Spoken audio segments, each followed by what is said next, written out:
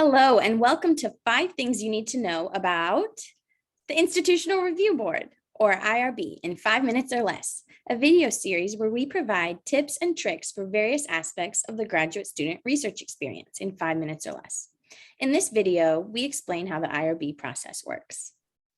If you are doing any research with people as participants, you must complete an IRB protocol in order to ensure your research adheres to the highest ethical standards involving the use of humans as subjects while complying with all university, state, federal, and agency requirements. You will likely learn more about the establishment of the IRB through what is called a city training that is required for you to participate in research. Be on the lookout for more information about that training in our next video. Now back to IRB protocols. First, accessing an IRB protocol. You can access an IRB protocol through your school's online portal. At Indiana University, our portal is one.iu, and you reach IRB through searching all IRB services. This website gives you access to all IRB protocols that you're added to and allows you to open new forms.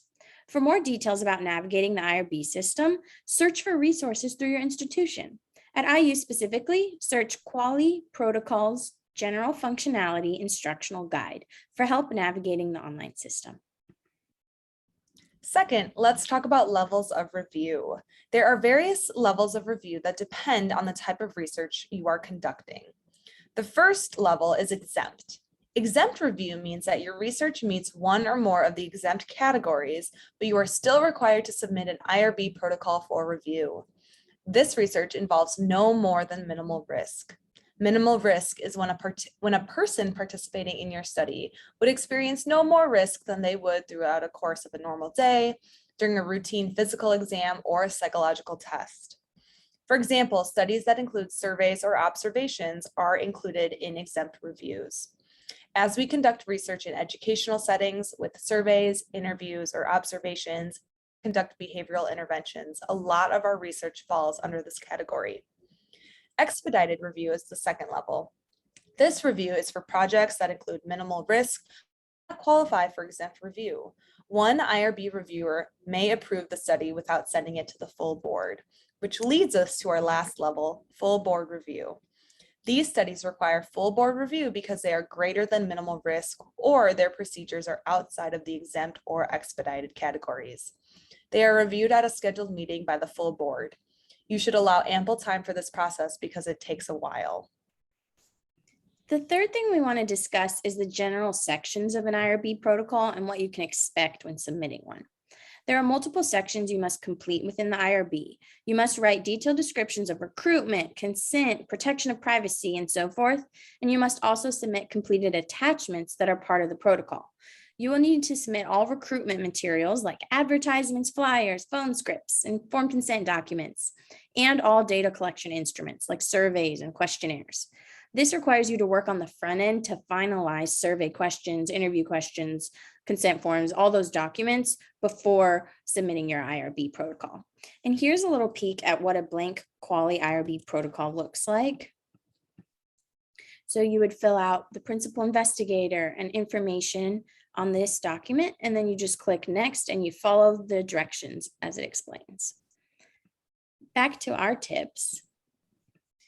When completing, a tip we have is that you can reach out to your supervisor or fellow graduate students on your research team for an example IRB protocol that you can reference, especially to help with filling out that basic information on the form, like funding sources, so grants that support the research you're doing, and to really learn the language and the requirements. And when completing the protocol, you'll need to include research personnel roles, like the principal investigator, or PI, is the professor or faculty member or research supervisor who leads the project. And in our case, that's Dr. Heather Ormiston. Another type of research personnel is a co-PI, and that's a student responsible for the project under the mentorship of the PI to fulfill a degree requirement, like a dissertation or early inquiry project. There's also key personnel, and that's the role most often assumed by team members. And key personnel are actively involved in many aspects of the project, whereas other research staff are team members who are involved in the study but are not responsible for conducting or reporting the research. And this would be fitting for graduate students who are taking on a more minor role in a study. Next, types of decisions. After the IRB reviews your study, they may have questions or you will need to revise certain sections. This could be due to lack of clarity or detail, or your procedures are just not aligned with the ethical requirements. If you have any questions on the revisions, you can always email the person who reviewed your study. They are always very helpful at explaining what you need to do to meet the requirements and have your study approved. Once you make the revisions, your study will be reviewed again and then accepted. There may be several rounds of revisions, but once it is accepted and approved, you may begin your project. Finally, amendments. These are defined as any changes to what was previously approved during the period for which approval was granted. There are two kinds of amendments, minor and major. Minor amendments don't significantly change procedures or risk to or safety of participants, whereas major amendments do change procedures or risk. There may be cases in which you need to submit amendments. Remember, it's important that your research procedures follow exactly what was approved by the IRB and what is documented in your protocol. Thank you for tuning in to 5 Things You Need to Know About IRB in 5 minutes or less. Please subscribe and be at the lookout for our next video, 5 Things You Need to Know About the City Training. We look forward to engaging with you and serving as a resource for your introductory research needs.